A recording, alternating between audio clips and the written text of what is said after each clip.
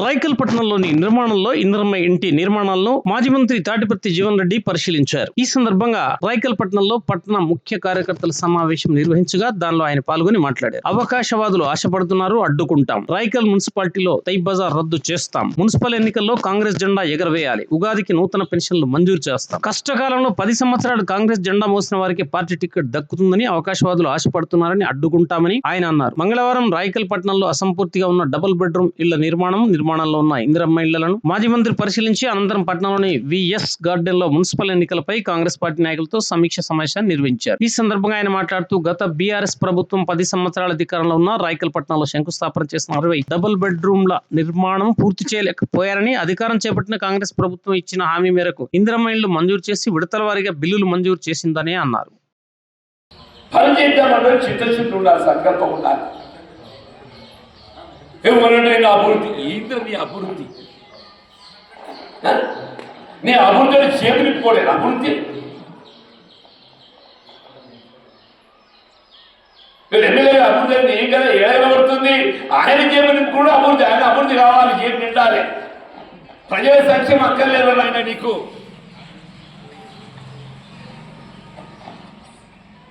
నేనంటున్నా కాంగ్రెస్ పార్టీకి అధికారం కావాలి, కానీ మా బాధ్యత ప్రజాసేవ అని చెప్పాడు. మా బాధ్యత ప్రజాసేవ అని చెప్పాడు.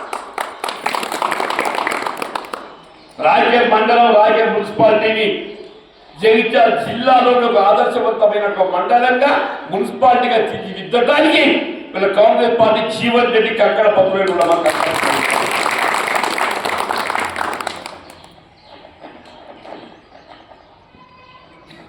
రాళ్ళు గుర్తుంటుందా? అమ్మాయి అందాలు కూడా గుర్తనుకుంటా, నాకు నువ్వు కూడా ఉంటుంది అనుకుంటా. పంచాయతీ సంఘం దగ్గర మీటింగ్, అందరూ 1000 రూపాయలు పెన్షన్ ఉంది. నేను చెప్పా, ప్రభుత్వ ఉద్యోగస్తులకు 5 సంవత్సరాల మొదలు పిఆర్సీ పే రివిజన్ కమిషన్ ఏదైతుందో పెరుగుతున్న నిత్యావసర వస్తువుల ధరలకు అనుగుణంగా వాళ్ళ మిగతా బడ్జెట్ సవరణ చేయడం జరుగుతుంది. మరి గరీబులకు ఇచ్చే పెన్షన్ కూడా 5 ఏళ్ళ ఒకసారి పెంచద్దా అని చెప్పని నేనేమన్నా 1000 రూపాయలు ముందు 2000 చేయాలని చెప్పని తెరవి తెచ్చింది మనం మాట్లాడుతుంది. మార్కెట్ టెంపుల్ దగ్గర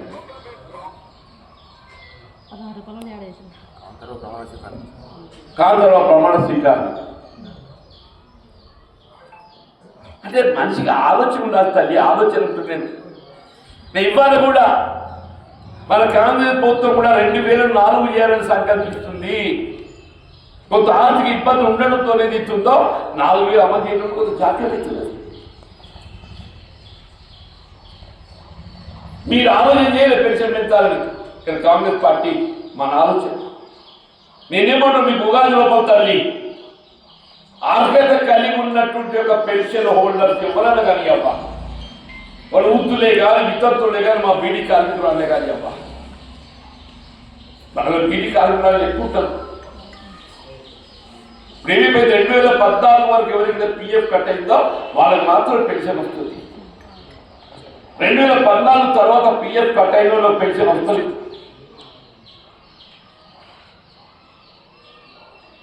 నువ్వు 4000 ఒక అంశం అది పక్కన పెట్టు. రాష్ట్రం ఆర్థికంగా ఇబ్బందుల్లో ఉన్నది.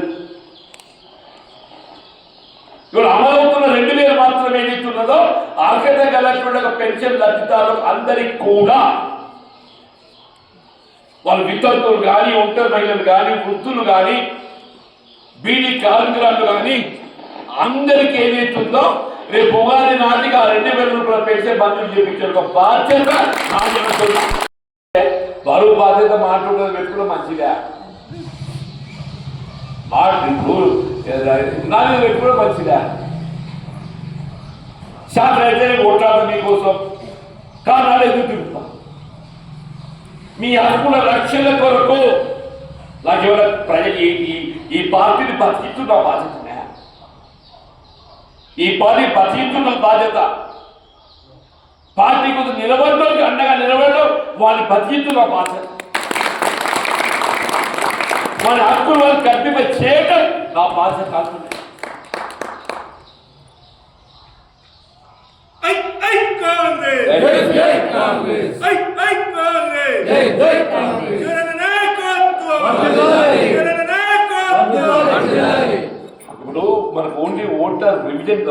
అమ్మా ఇప్పుడు మన 12 వార్డు ఏ విధంగా ఉండాలనేది గతంలో వార్డ్స్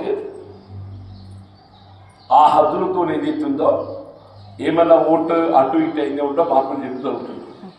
ఇప్పుడు మన వార్డు ఘట్టంలో ఏదైతుందో ఈ వార్డుకు సంబంధం లేని ఓటరు ఇతర ప్రాంతంలో ఇందులో చేర్చబడ్డట్టయితే మనం తొలగించుకునే ప్రయత్నం చేయాలి. లేక పొరుగులో కూడా చేంజ్ చేస్తారంటే వచ్చి ఇక్కడ ఓటు ఎక్కించుకునే ప్రయత్నం చేస్తారు. వాళ్ళు మన అక్కడ ఓటు వేసింది కాబట్టి ఆ ఓట్లు రాకుండా చూసుకోవాలి. మనకు అది ఏదైతుందో బరువు పడుతుంది. ఈ రివిజన్ కార్యక్రమం అనేది మనకు 9 తారీఖు దాకా నడుస్తుందమ్మా. ఇవాళ కలెక్టరేట్ మీటింగ్ ముందు రమేష్ గారు కూడా అధ్యక్షుడు అక్కడికి వస్తున్నాడు. కలెక్టర్ సలహా సూచనలు ఇస్తాడు. ఈ ఓటర్ రివిజన్ అనేది ప్రధానం కాబట్టి ఈ ఓటర్ రివిజన్ కార్యక్రమం చూసుకున్న తర్వాత ఈ ఫైనల్ నోటిఫికేషన్ 10th 10వ తారీఖున వస్తారు. 10 నాడు వచ్చిన తర్వాత 10 అంటే 11 నుండి 14 లోపల రిజర్వేషన్ ప్రక్రియ నీకు అమలు చేస్తుంది.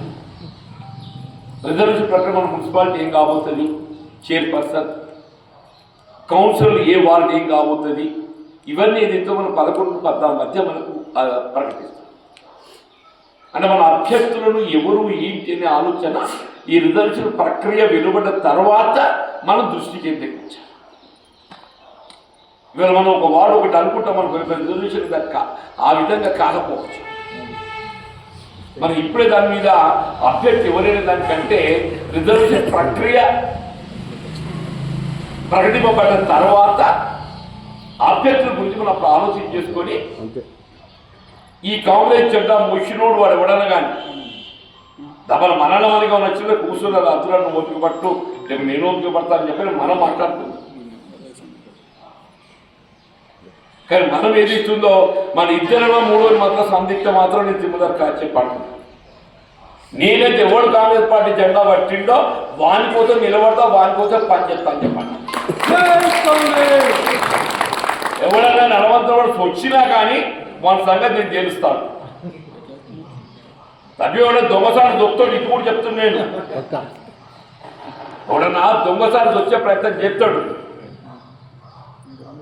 వాడు తప్పి దొంగసారి వచ్చే ప్రయత్నం చేసినా కానీ అటువంటి దొంగల సంగతి నేను చూసుకుంటున్నాను.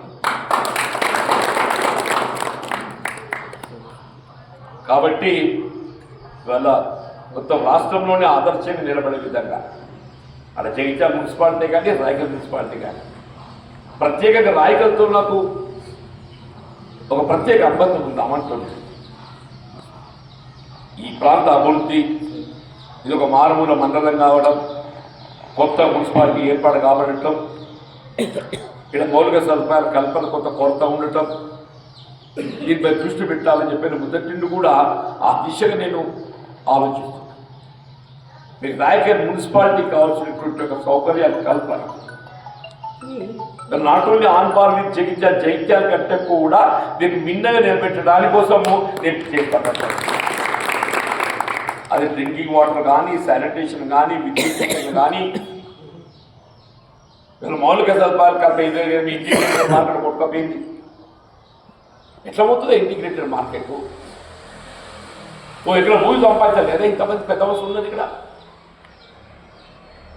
చేద్దాం మన ఇంటిగ్రేటెడ్ మార్కెట్, నేను పట్టుకొస్తాం. వల్ల నువ్వు వ్యవసాయ మార్కెట్ ఏర్పాటు చేస్తే మనకు ఇబ్బంది ఏర్పడుతుంది, అసౌకర్యం ఏర్పడుతుంది. వాళ్ళకి వ్యవసాయ మార్కెట్ ఏర్పాటు చేయడము వాళ్ళకి అసౌకర్యం ఏర్పడుతుందని చెప్పి అన్నారు. కానీ నీ మార్కెట్ పట్టుకోవా నువ్వు మరి ఎట్లా చెప్పేది? నేను అన్నాడు ఇక్కడ చెప్పేది తలంతా చెడ్డ వేసుకోలేను కానీ దీన్ని నిలబెడతామని చెప్పాను. నేను చెప్తున్నాను ఇంటిగ్రేటెడ్ మార్కెట్ కానీ, అంపల్ స్కీమ్ కానీ ఇవన్నీ కూడా ఏడాది లోపల మీకు అమలు చేసి చూపెడతా, ఏడాదిలో అమలు చేసి చూపెడతాను. అది రూపమిస్తా అని చెప్పట్టు నేను ఎన్నికలు వస్తే ఇవాళ అభివృద్ధి కాదు.